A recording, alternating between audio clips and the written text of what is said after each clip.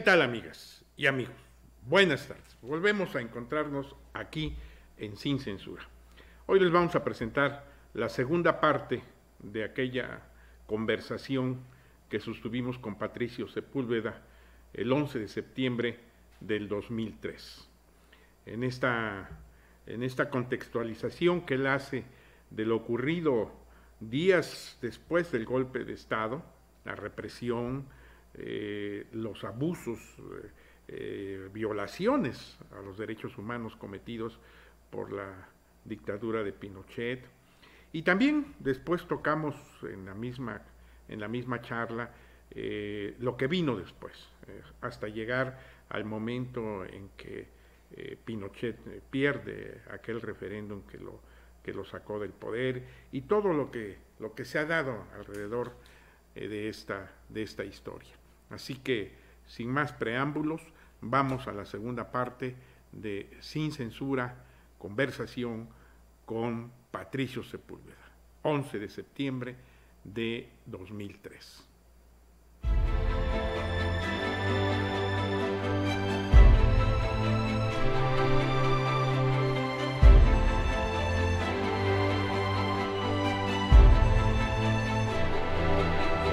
¿Qué tal, amigos? Volvemos a encontrarnos aquí en Sin Censura. La semana pasada hicimos un compromiso con Patricio Sepúlveda, seguir conversando sobre Chile, sobre el golpe de Estado en Chile, sobre ese terrible acontecimiento de 1973. Patricio, bienvenido. Gracias por permitirme que sigamos esta conversación interrumpida por una semana. El privilegio es para mí. Muchas gracias. Y retomémosla donde nos quedamos. Terrible la represión en 1973. Creo que es muy difícil describir.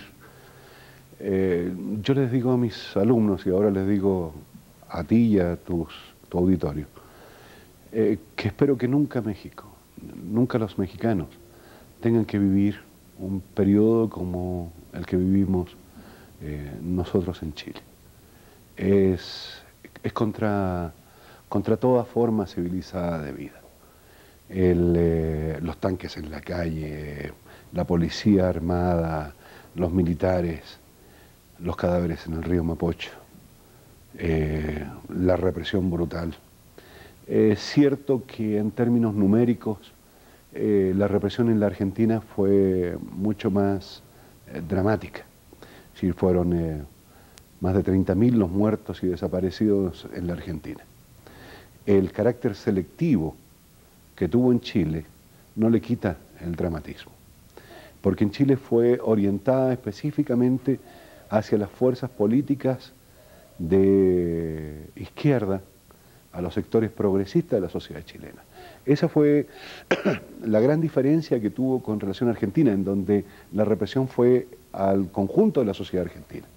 A nosotros fue a aquellos sectores que habíamos o que éramos partidarios, que defendíamos un proyecto de equidad social, que defendíamos un proyecto de organización social distinta, que velaba más por las mayorías. Entonces, a eso se debe, y no a la forma benigna de la dictadura chilena. Es decir, éramos mucho más ubicables.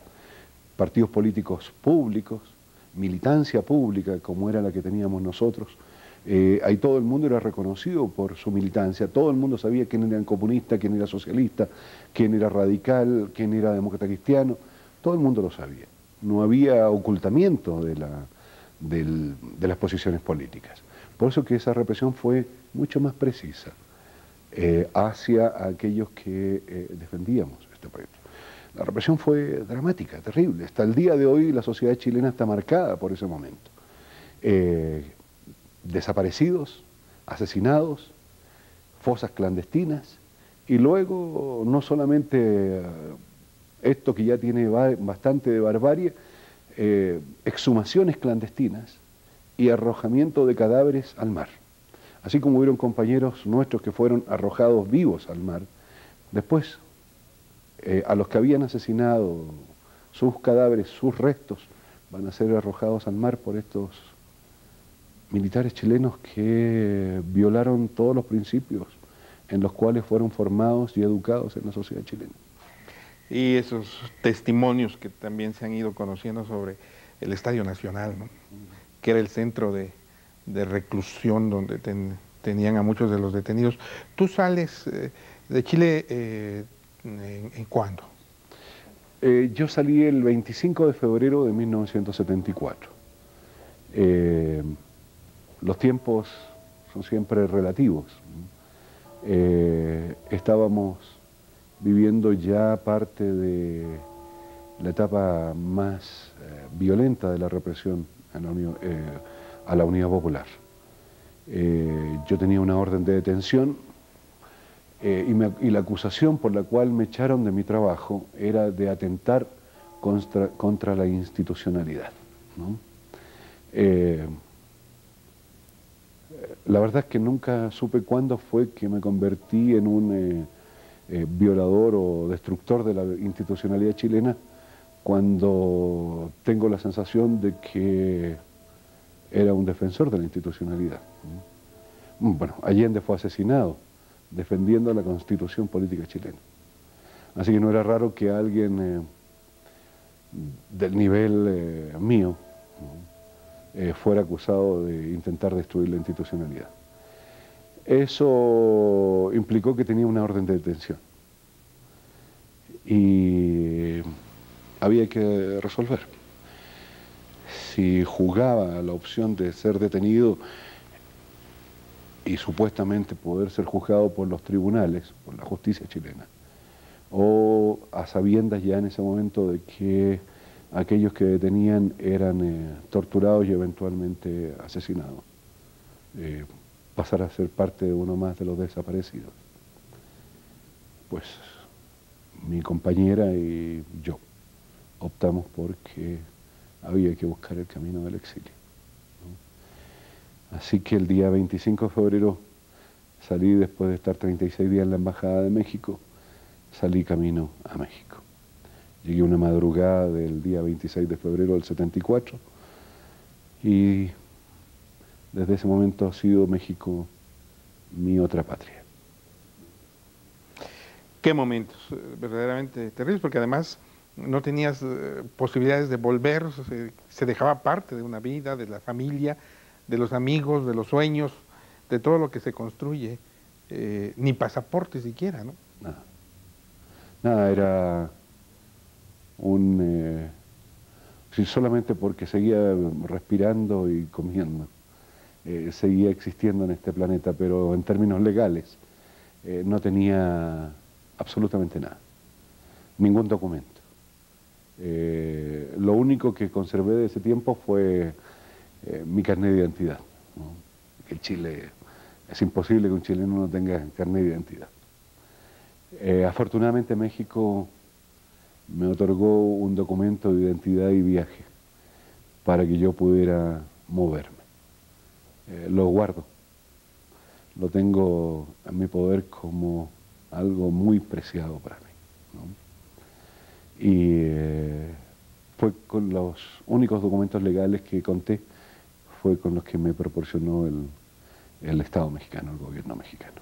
Porque además Pinochet, y bueno, en todo este contexto, persiguió hasta fuera de las fronteras de Chile. Ahí está el asesinato del general Prats en Argentina. La DINA era terrible, ¿no? ¿Perdón? Orlando Letelier. Letelier en Estados Unidos. Es decir, iban a buscarlos a donde fueran. Sí, digamos que la dictadura de Pinochet es una dictadura despiadada, ¿no? Sí, creo que la historia ha ido colocando a cada cual en su lugar. Y Pinochet ha pasado a la historia como un asesino cruel. Los supuestos éxitos económicos que tuvo durante su mandato son producto no de su talento, sino de circunstancias a nivel mundial que fueron imponiendo este proyecto neoclásico, neoliberal, ¿no? Y él fue, pues, quizás su única virtud fue en su lucha contra lo que él llamaba el comunismo, en Chile, colocarse en el lado de los que los van a proteger, ¿no? Tanto el gobierno de Nixon primero, luego Reagan, ¿no? Y de la Thatcher en Inglaterra posteriormente. Dama que pues también lo protegió cuando fue detenido a consecuencia de la solicitud de extradición del juez Garzón. El gobierno de Pinochet, nadie lo puede negar, ni sus partidarios. Hoy día muchos de ellos dicen horrorizados que no sabían lo que estaba ocurriendo. Porque a ninguna mente sana, a ningún ser humano medianamente ético y moral puede presentársele sin que se vea horrorizado lo que fue la acción represiva de la Junta Militar chilena. Y es indudable que su actividad criminal afectó no solamente a posteriori, no solamente a nosotros que éramos parte del proyecto de la Unidad Popular, sino pues en muchos casos a partidarios del propio régimen. Extrañamente se cayó el helicóptero de un general que va a ocupar en ese momento la función de ministro del Interior, ¿no? En este momento olvido su nombre de este general, pero pagó un precio que se lo hizo pagar Pinochet, ¿no? Lee, después de la derrota electoral de Pinochet en el plebiscito, va a ser agredido por grupos armados, habiendo sido parte de la propia junta del gobierno. ¿Merino dónde está? Merino murió. ¿Murió ya? Murió de muerte natural, ¿no? Algunos dicen que atentó contra él el extremista de Johnny Walker, ¿no? Que afectó pues gravemente su salud por su disposición a lo etílico, ¿no? Y Mendoza también murió de una enfermedad que se le transformó en incurable. El único que ha sobrevivido de la Junta Militar es Pinochet. Me imagino de los extraños caminos que posiblemente tenga Dios. Ese mala hierba nunca muere. Y esperemos que en esta vida todavía haya oportunidad a que por lo menos sepa en su pobre conciencia el repudio general que ha tenido de la sociedad chilena, por lo menos mayoritaria, y general a nivel mundial. Despreciado en todos lados y claramente identificado como un brutal represor de la sociedad chilena. Que tome conciencia que ya está en el basurero de la historia. Vamos a hacer un corte rápido.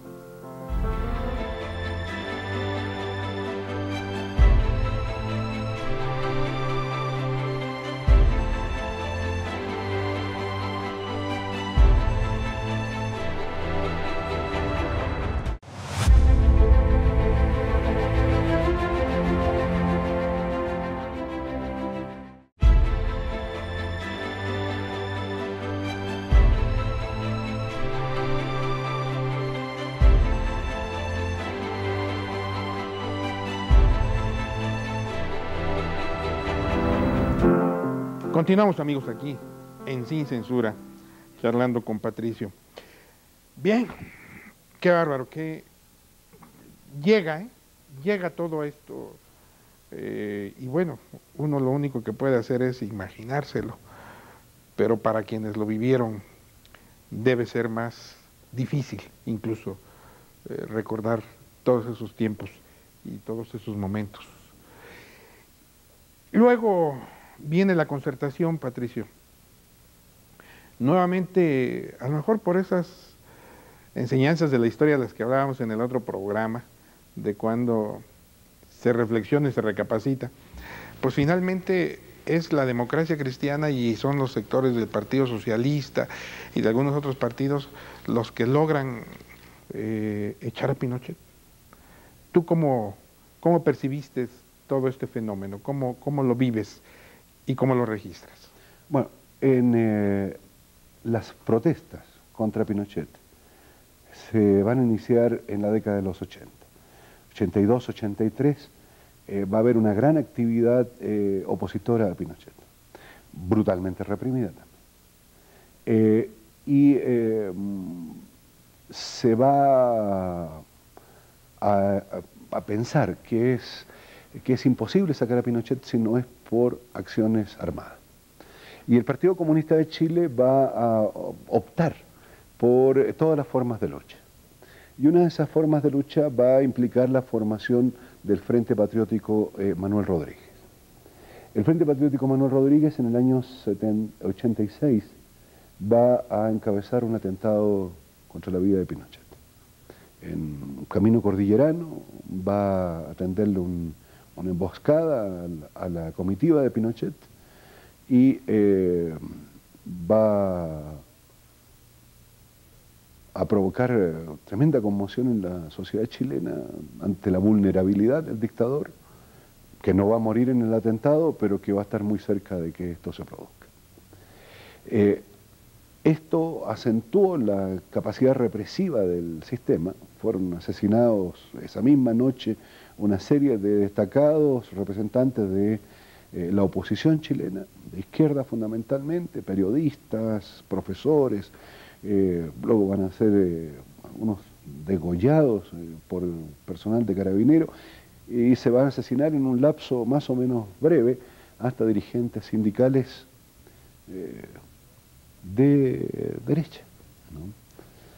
El sistema se movió brutalmente para impedir cualquier tipo de amenaza que pudiera venir por esa vía.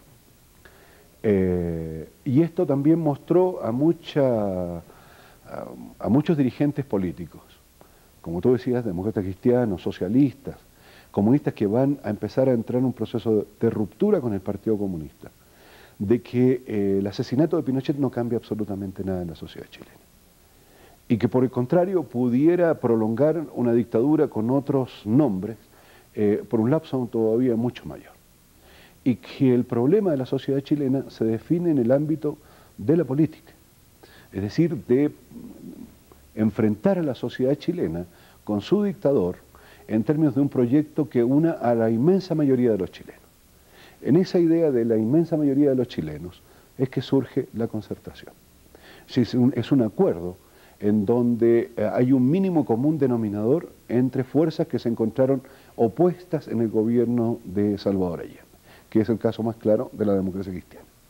Entonces creo que hay un gran mérito en la concertación, en la creación de la concertación y en el diálogo que se va a desarrollar al interior de la concertación.